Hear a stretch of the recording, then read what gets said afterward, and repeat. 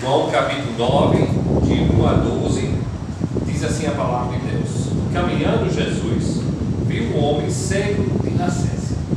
Os seus discípulos perguntaram: Mestre, quem pecou, este ou seus pais, para que nascesse cego? Respondeu Jesus: Nem ele pecou, nem seus pais, mas foi para que se manifestem dele as obras de Deus. É necessário que façamos as obras daquele que me enviou, enquanto é dia. A noite vem quando ninguém pode trabalhar. Enquanto estou no mundo, sou a luz do mundo.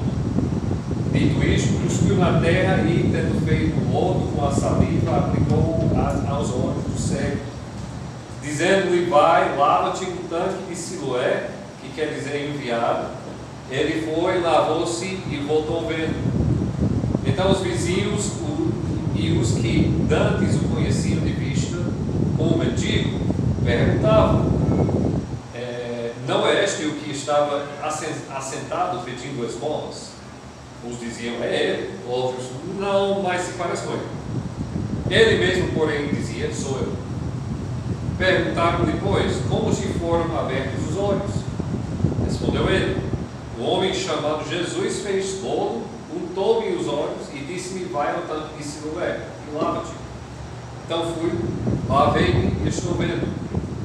Disseram-lhe, pois, onde está ele? Respondeu: Não sei. Oremos, Senhor. Chegamos diante dessa passagem, reconhecendo também nossa posição ante de ti e sem a tua orientação, nossa condição de cego. Precisando desse momento que Jesus, através do seu Espírito Santo, abra os nossos olhos, para que nós possamos entender as Sagradas Escrituras e aplicá-las às nossas vidas. Pedimos a Ti, neste momento, hoje à noite, a Tua orientação, a Tua edificação nesse momento, para que nós, como igreja, sejamos edificados e como nós também para que nós possamos levar o que nós temos aprendido e edificar uns ao nosso redor. Em nome de Jesus pedimos e agradecemos. Amém.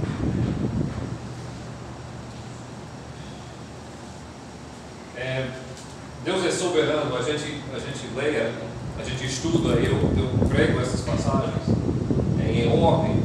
E Deus é interessante como a gente vê a soberania de Deus às vezes agindo para que aconteçam coisas enquanto eu vou pregar, ou na vida da igreja, ou no mundo ao redor, que servem como ilustrar ou demonstrar a importância de que fala o texto. Na semana passada, os irmãos, talvez quase todos viram na TV aquele evangelho dos Estados Unidos que foi baleado.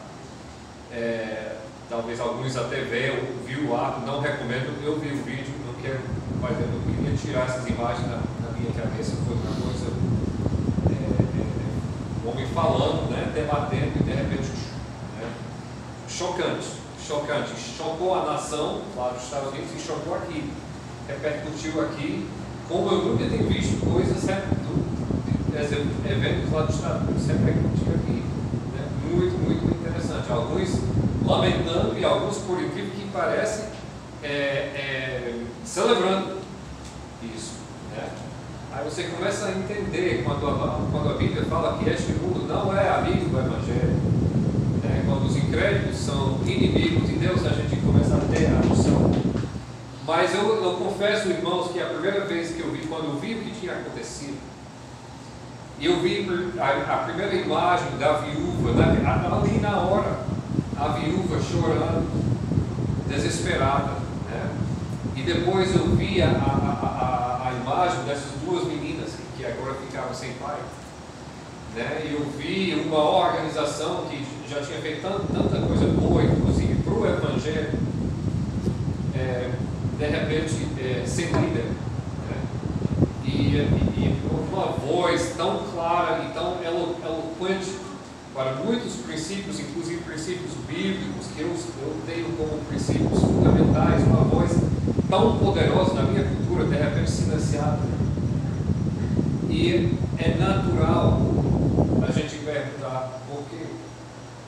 Natural a gente perguntar onde está Deus em tudo isso. eu digo que é natural e não está errado, porque Deus nos deu esse intuito de querer pôr ordem no caos. Isso vem de Deus. A primeira coisa que a gente lê na criação sobre o homem é que Deus deu para o homem uma tarefa. O jardim de Éden estava no lugar paradisíaco, mas isso não quer dizer que não tinha nada para fazer. Deus diz: vocês vão cuidar do jardim e vocês vão identificar, ou uma forma melhor dizer, vocês vão organizar os animais. Ou seja, você vai pegar essa minha criação que eu fiz, que eu coloquei aqui para vocês, e vocês vão colocar uma ordem. E nós temos um desejo natural, quando a gente vê uma coisa que está fora do lugar, um desejo natural de colocar essas coisas no lugar certo. Então, quando a gente vê uma coisa que aparentemente aos nossos olhos não faz sentido, nosso desejo natural é de querer que essa coisa faça sentido.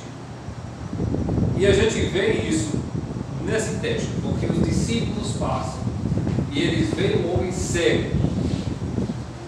Agora, o homem não foi criado para ser cego. Quando você vê uma pessoa que tem dois olhos, mas esses dois olhos não funcionam, tem alguma coisa de errado. O homem cego, desde a sua nascença, nunca tinha visto nada. Então, os discípulos fazem a pergunta natural diante de uma tragédia humana. Eles perguntam para Jesus Cristo por quê. E essa pergunta se torna, como todas essas perguntas se tornam, é uma pergunta teológica, que nem a minha pergunta, quando eu vi a viúva chorando e as duas filhinhas daquele homem, minha pergunta é: por quê? Por quê? Porque se Deus é soberano, Ele tinha controle sobre isso. E os discípulos, como bons judeus, eles tinham uma noção muito forte da soberania de Deus.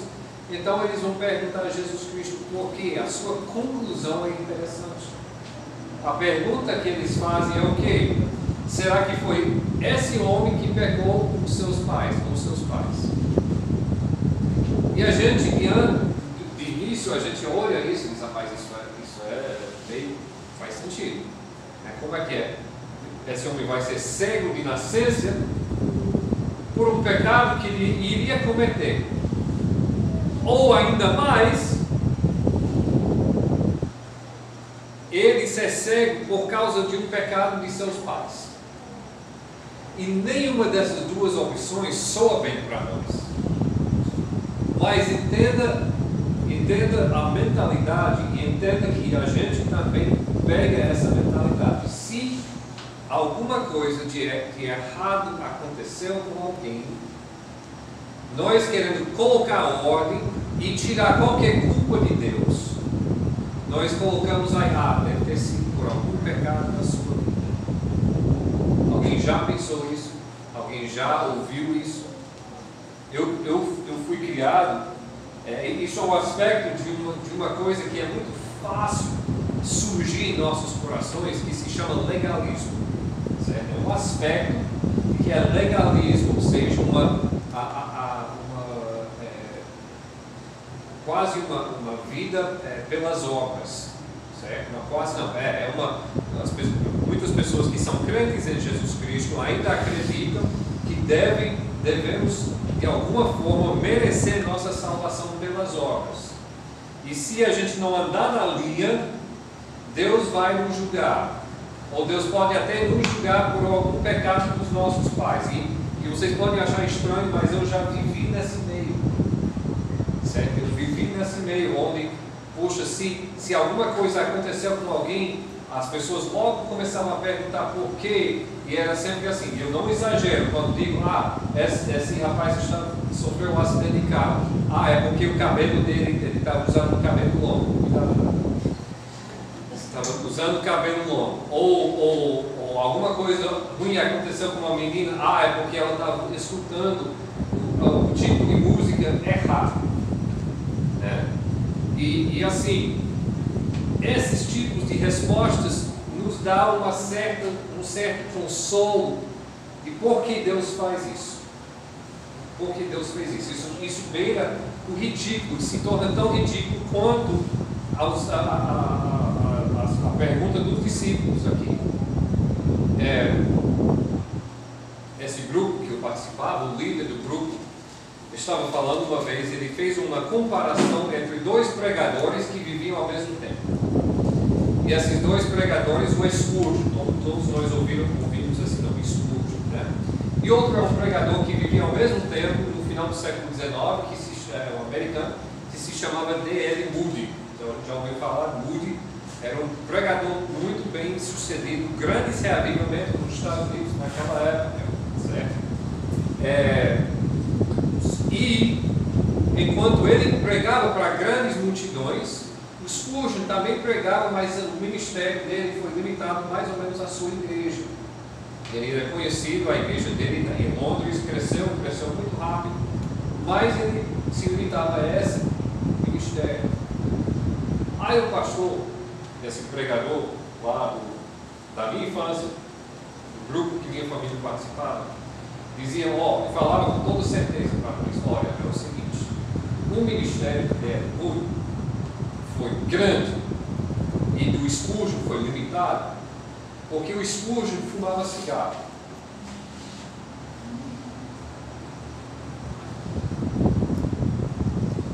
Primeiro, fumar cigarro, até rainha da Inglaterra naquela época fumava cigarro. Não era tipo naquela época uma coisa saudável. A gente aprendeu, né? Mas ele fumava cigarro. Outra coisa, quem é você para julgar o que está acontecendo nos ministérios? Por exemplo, ontem eu estive no shopping da ilha. Eu fui na livraria. E eu fui, como sempre vou, quando eu vou nessa livraria, eu vou na seção de livros, de livros cristãos, né, evangélicos. E lá tem uma seção enorme de livros de Charles Spurgeon. E nenhum de D.L. Moody. Então hoje quem tem o ministério mais influente? O Spurgeon. Mesmo que ele fumava cigarro. Nosso problema é que nós queremos fazer sentido. E nós começamos a esperar e procurar respostas que talvez satisfazem a gente, mas que não reflete a realidade da pessoa e do caráter de Deus. E tem outra coisa, outro motivo, porque veja bem, os discípulos, eles veem o cego lá, e eles então, confrontados com essa, poxa, por que ele está cego desde a nascença, e eles, o seu primeiro instinto é virar para Jesus e fazer uma pergunta teológica. Em nenhum momento é registrado aqui que passou pela cabeça deles o que a gente poderia fazer para ajudar esse homem. Está entendendo? O que a gente pode fazer? Jesus, quando ele olhou esse homem, ele disse, eu vou fazer uma coisa para esse homem. Veja a diferença. Muitas vezes as nossas respostas nos tiram a responsabilidade de fazer alguma coisa. Quando a gente vê uma pessoa numa má condição e a gente olha e nosso primeiro pensamento é por causa do seu pecado. Isso no nosso coração parece muito santo e também tira de nós qualquer responsabilidade em nossa cabeça, qualquer responsabilidade de fazer alguma coisa a respeito. Por quê? Por causa do pecado. Responsabilidade dele, ou no caso dos pais dele. Minha não. Aí eles perguntam para Jesus Cristo e Jesus Cristo responde. E a resposta de Jesus Cristo se divide em duas partes. E essas duas partes vão nos ajudar muito. Vão nos ajudar a colocar uma ordem corretamente teológica no caos em que a gente vive. Podendo olhar para as tragédias ao nosso redor que não tem sentido, parece não ter sentido, e dizer, não, realmente tem um sentido. E a segunda resposta da palavra, da resposta de Jesus Cristo, tem a ver com a gente. Nossa responsabilidade, nossa vida, nossas atividades, nossas prioridades diante disso, dentro dessa sociedade, dentro desse mundo caótico em que nós vivemos. Então vamos olhar a resposta de Jesus Cristo aqui. Ele diz aqui, primeiro, versículo 3: respondeu Jesus: nem ele pecou, nem seus pais, mas foi para que se manifestassem nele as obras de Deus. A primeira verdade que é importante aqui, vocês que estão anotando: Deus está operando tudo para a sua glória. Deus está operando tudo para a sua glória. O propósito de tudo que acontece, todas as tragédias, todas as coisas ruins, o propósito de tudo que acontece é que Deus seja glorificado. Isso a gente vê em muitos lugares da palavra de Deus. Por exemplo, Romanos capítulo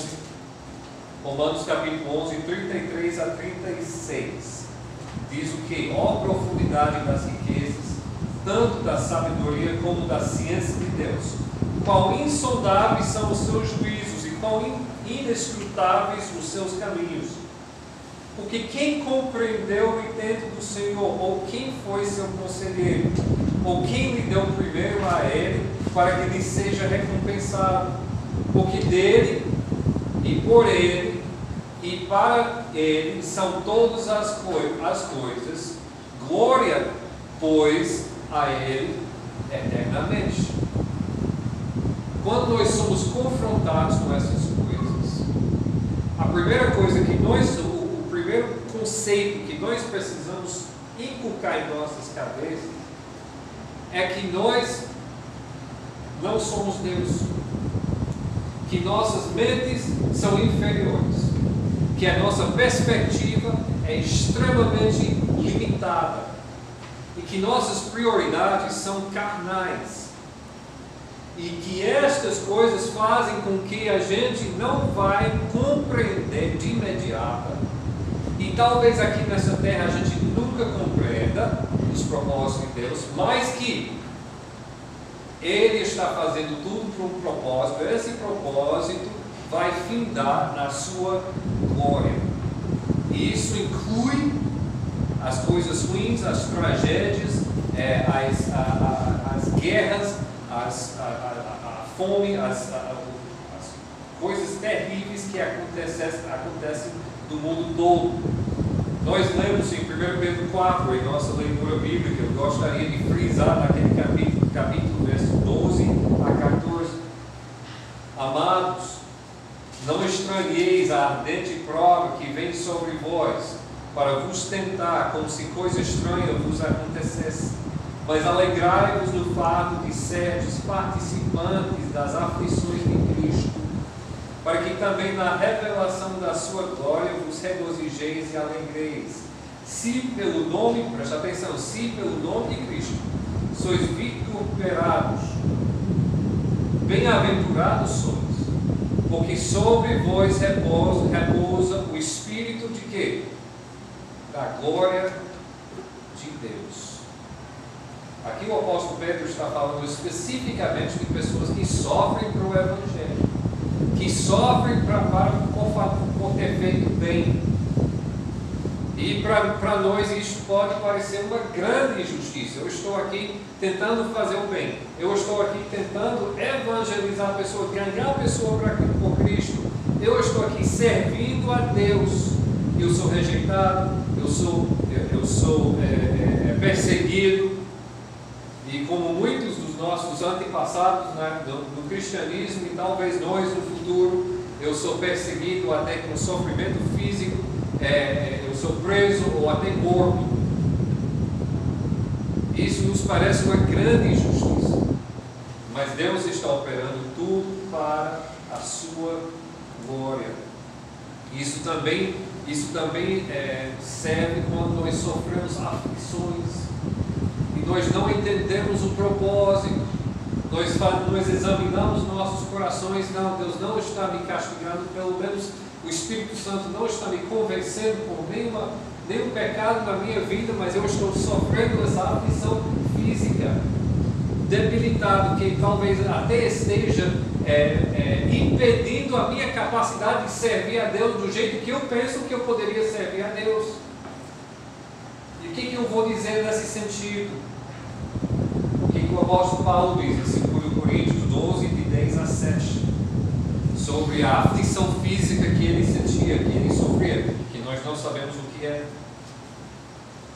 E para que me não exultasse pelas excelências das revelações, foi-me dado, o apóstolo Paulo falando, um espinho na carne, a saber, presta atenção, um mensageiro de Satanás. Ele atribui a sua aflição a Satanás. É Satanás que está fazendo isso comigo.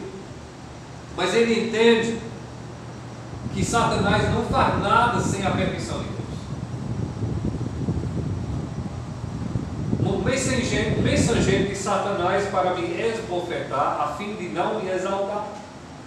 Acerca do qual 3 vezes orei ao Senhor para que se desviasse de mim. Olha, os nossos irmãos do Evangelho da Prosperidade detestam esse versículo, porque aqui o apóstolo Paulo, que é o apóstolo Paulo, orando pela cura e não recebendo. 3 vezes para que se desviasse de mim, e disse-me: a minha graça te basta, porque o meu poder se aperfeiçoa em fraqueza. De boa vontade, pois, me gloriarei nas minhas fraquezas, para que em mim habite o poder de Cristo. Pelo que sinto prazer nas fraquezas, nas injúrias, nas necessidades, nas perseguições, nas angústias, por amor de Cristo, porque quando estou fraco, então sou forte. O apóstolo Paulo não entendia o porquê. Ele colocou um motivo aí para não me exaltar. Pelo menos ele disse: está me fazendo ficar humilde. Mas assim, ele orava 3 vezes: Deus tira isso de mim. Deus não tirou. Então ele disse: Deus tem um propósito, eu vou ficar contente, eu vou aprender até de me regozijar nessa sofrimento.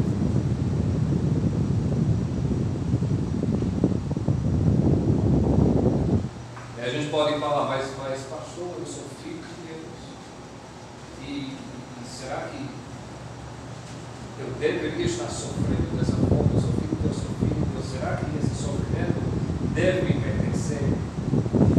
Nós somos filhos de Deus. Diz em Romanos capítulo 8, 17 a 18, somos logo herdeiros também, herdeiros de Deus e co-herdeiros de Cristo, se é certo que com Ele padecemos. Isso é importante, lembrar que Jesus Cristo sofreu, e o servo não é maior do que seu mestre, de Jesus Cristo. Então, se Ele sofreu, a gente pensa que a gente vai passar nessa vida num mar de rosas. Se é certo que com Ele padecemos, para que também com Ele sejamos glorificados.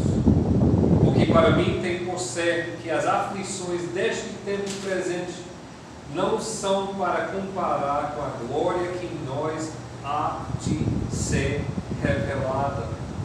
Mais uma vez, aquilo que nós estamos passando, aquele sofrimento, aquelas dificuldades, o que a gente vê os nossos irmãos passando, a gente pode ver que Deus tenha um propósito nisso, e que o propósito principal, eu posso não saber o propósito específico, mas o propósito principal é este: que Deus será glorificado. Isaías 55 é um versículo que eu tenho falado muito aqui. É um versículo que eu me encontro me relembrando, assim, eu tenho que me relembrar disso muitas vezes. Isaías 55, 8 e 9.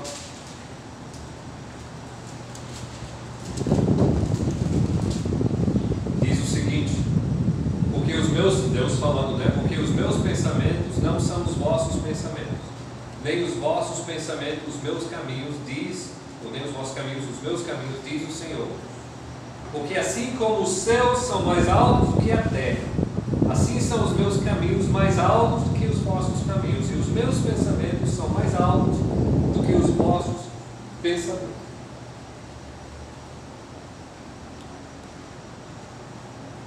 O que é essa mentalidade? A mentalidade que tudo que acontece, as coisas boas, as coisas ruins, tudo que acontece tem a ver, o propósito final vai ser a glória de Deus. O que isso faz com a gente? Isso vai nos trazer confiança. Nós vamos exercer aqui nossa fé. Vocês sabem que a palavra confiança vem do latim confidere, ou com fé, né? Confiança. Então, nós vamos viver a vida com confiança, ou a vida com fé, sabendo que mesmo que eu não sei o que Deus está fazendo, eu tenho certeza que o que Ele está fazendo para a sua glória. E mais cedo ou mais tarde, isso vai ser revelado. Eu digo mais cedo ou mais tarde, pode ser daqui a algumas semanas, daqui a alguns anos, ou até depois que eu estiver na glória. Deus vai ser glorificado através disso. Nós precisamos confiar em Deus, então, pelo tempo que Ele vai se glorificar. Porque o nosso conceito de tempo aqui nesta vida é muito temporário. O conceito de Deus de tempo é a eternidade. Então nós precisamos confiar em Deus quanto ao tempo, e nós precisamos confiar em Deus quanto à forma. Eu não sei de vocês, mas eu gosto de escrever roteiros para Deus. Uma coisa acontece, eu sei como Deus vai resolver. Deus vai resolver dessa forma. O Vamos tocou nesse assunto hoje. E quando Deus não segue o meu script, eu fico um pouco chateado. Para fazer isso aqui, Deus, isso não viu. O script não é meu, é de Deus. E Ele vai se glorificar. E você pode crer que o script dele é bem melhor do que o meu. Eu preciso entregar o meu ego, entregar os meus pensamentos, as minhas ideias a Ele, e confiar que Ele vai fazer da forma certa. Então a primeira verdade é o quê? Que Deus está operando tudo para a sua glória. A segunda verdade tem a ver conosco. Jesus Cristo continua a falar em versículo 4 a 5: convém que eu faça as obras daquele que me enviou, enquanto é dia. A noite vem quando ninguém pode trabalhar. E essa frase é interessante: enquanto estou no mundo, sou a luz do mundo. Aqui Jesus está dizendo o quê? Olha, eu estou aqui por pouco tempo. Eu preciso me ocupar nesse tempo em glorificar o meu Pai. E este homem foi posto aqui na minha frente pela soberania de Deus, justamente para que eu faça isso. Então é isso que eu vou fazer. E compreenda bem o que Jesus está dizendo. Ele vai curar esse homem. Agora a gente lê em outros textos que Jesus é movido por compaixão. Então não é que Jesus não tem compaixão pelas pessoas que estão sofrendo, mas o motivo, qual é o motivo principal que ele vai ajudar esse homem? Para glorificar o Pai. E se Deus fosse mais glorificado com aquele homem ficando cego, então o homem ficaria cego. Mas naquele momento o Pai seria glorificado, Jesus curando aquele homem, então ele curou esse homem. Mas voltando, essa foi uma volta ao ponto anterior. O ponto principal é que Jesus aqui expressa o papel dele nesta terra, naquele momento. E o papel dele era o quê? De glorificar o Pai. Agora, qual é o nosso papel aqui nesta terra? Nessas 70, ou 80, ou 90, ou 100, ou se você tiver muito gás, 110 anos que Deus te deu aqui na terra.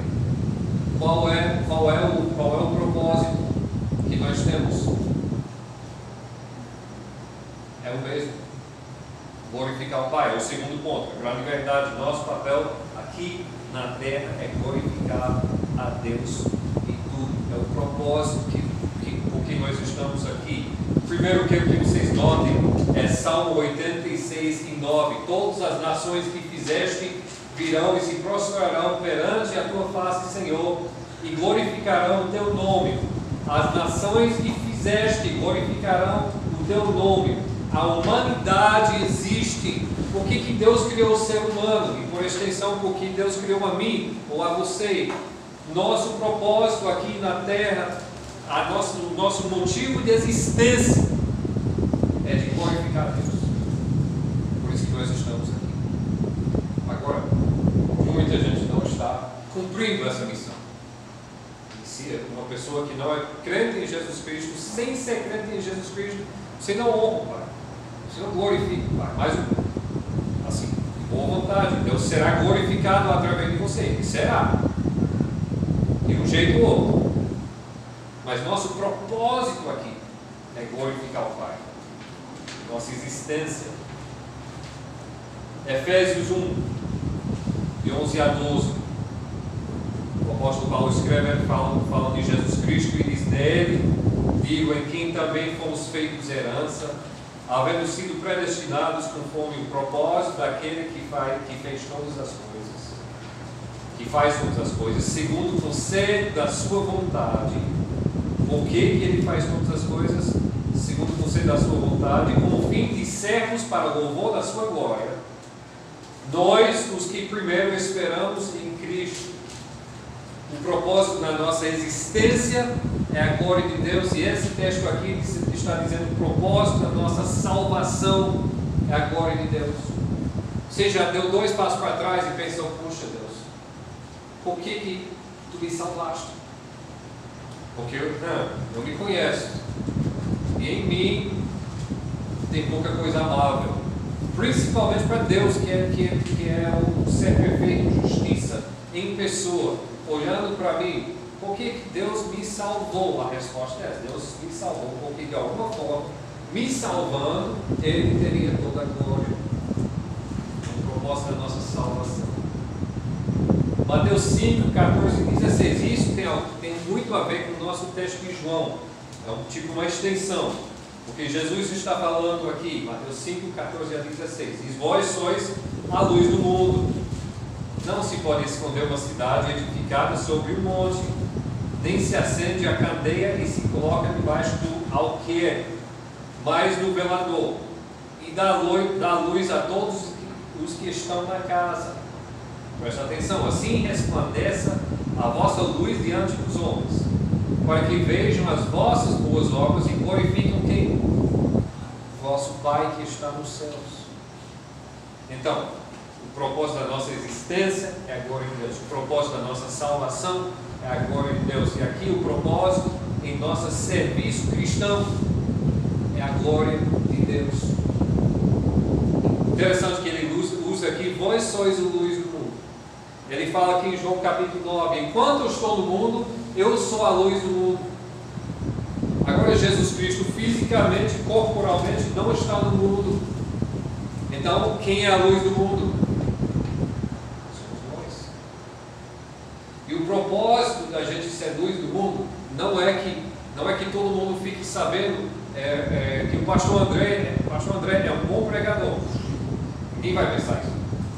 Não pensando que o irmão Pedro é um bom camarada. Não para pensar que qualquer um de nós é uma pessoa legal. O propósito do nosso serviço, o propósito da nossa luz é para iluminar, para ilustrar, para mostrar de alguma forma a glória de Deus. E isso tudo que a gente for fazer.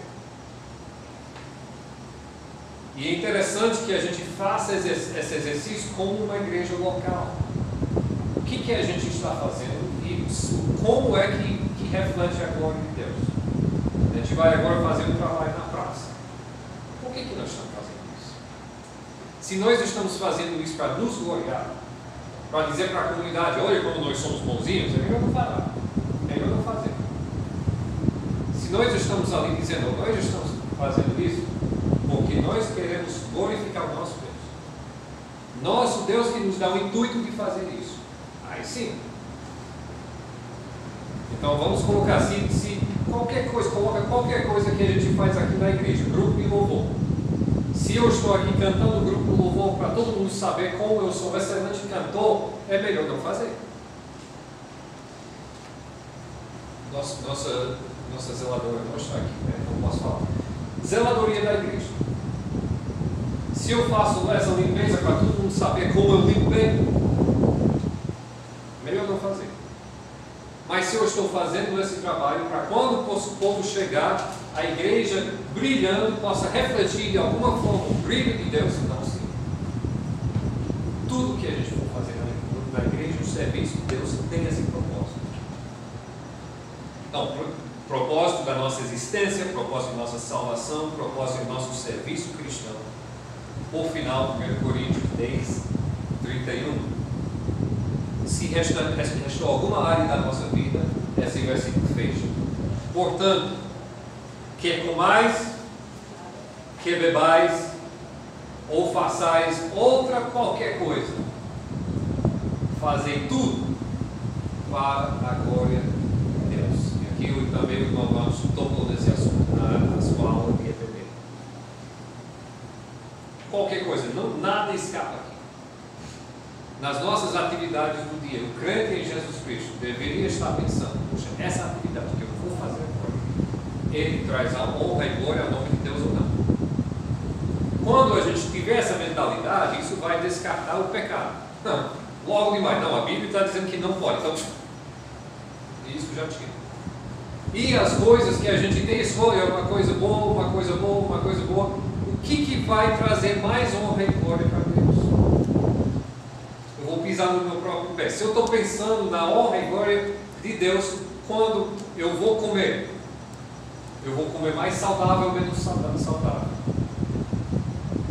Certo? Quando eu penso na honra e glória de Deus no meu trabalho, eu vou ser um melhor funcionário ou um pior funcionário? Quando eu penso na honra e glória de Deus no meu casamento, eu vou ser um melhor cônjuge ou um pior cônjuge? Quando penso na honra e glória de Deus no meu relacionamento com os meus filhos, eu vou ser o melhor pai ou o pior pai? Se a gente pudesse chegar até essa mentalidade, inclusive eu recomendo essa semana uma atividade, um exercício, durante a semana, quando você vai engajar numa atividade, como é que eu posso honrar e glorificar a Deus aqui nessa atividade? Ficaria muito interessado em ouvir os testemunhos dos irmãos, no grupo ou em privado. Seria muito interessante, porque eu acho que faria uma diferença muito grande. Eu só refletindo nas minhas escolhas durante a semana, eu creio que para mim faria uma enorme diferença. Que tal a gente fazer isso? Então, irmãos, duas verdades. Essas verdades são verdades norteadoras para a nossa vida. Verdades que servem para a gente colocar uma certa ordem no caos ao nosso redor. Não são as respostas convenientes que a gente quer, talvez, não são as respostas fáceis, mas são verdades que podem nos alicerçar. E quando o mundo ao redor está na areia, como se chama? Areia, como eu disse, que podem nos alicerçar. Primeiro, Deus está operando tudo pela sua glória.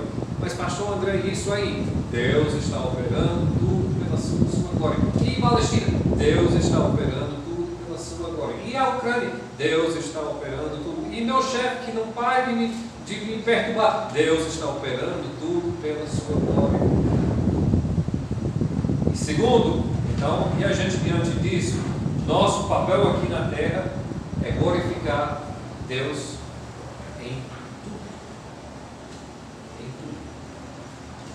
Perguntar para nós mesmos, o que eu estou fazendo para honrar e glorificar Deus? Eu quero concluir voltando de onde eu comecei, porque hoje eu falei da minha experiência de questionar Deus diante da tragédia de lá, de uma pessoa que eu segui o trabalho dele há muito tempo. 31 anos de idade, de repente morro. Claramente crente em Jesus Cristo, então a gente sabe que está no céu, mas a gente fica pensando, Deus, por que, onde você está com tudo isso? Agora, vou voltar a dizer, nós não sabemos, eu acho que não iremos saber a plenitude do propósito de Deus até a gente chegar no céu. Mas antes de vir para a igreja, eu vi várias coisas. Aliás, ao longo dessa semana eu vi várias coisas. Primeiro, eu vi muitas pessoas nas redes sociais, muitos testemunhos em vídeos, pessoas que não eram crentes em Jesus, mas estão dizendo ali, olha, esse momento está me fazendo repensar. Eu estou procurando uma boa igreja. Ou eu fui na igreja nesse domingo pela primeira vez. Ou eu estou aceitando Jesus Cristo como Senhor e Salvador. Eu tomei a decisão de me batizar. Todas essas coisas, fruto do que aconteceu. Só uma vida transformada já é um fruto eterno. Eu vi isso. Hoje a Casa Branca dos Estados Unidos lançou um vídeo memorial.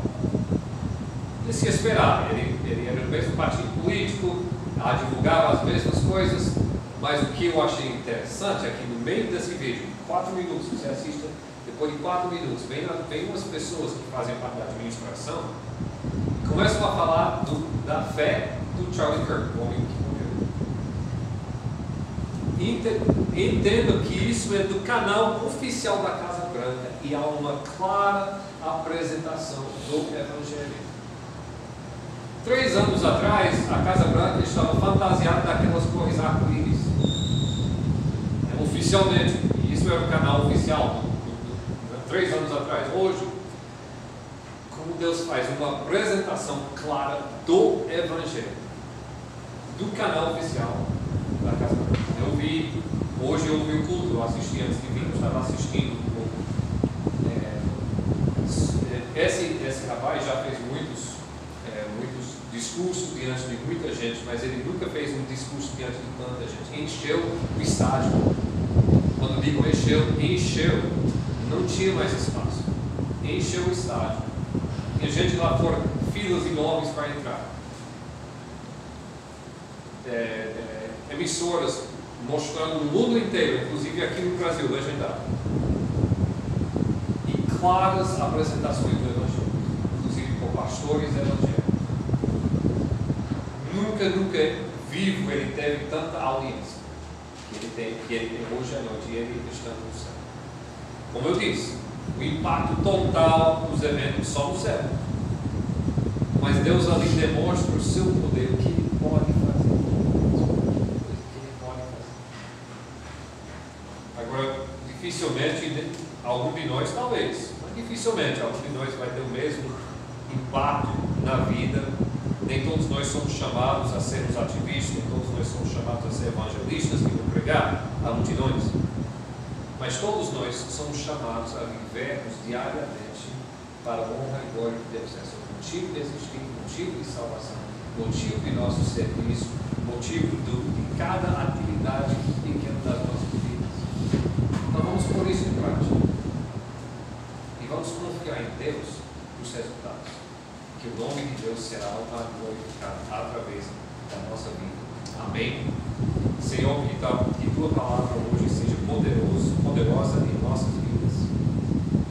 Que todos nós, inclusive de mim, estejamos pensando exclusivamente esta semana na Tua honra e glória, naquilo que iremos fazer. E isso peço, em nome de Jesus Cristo, confiando na Tua soberania, que o Teu nome será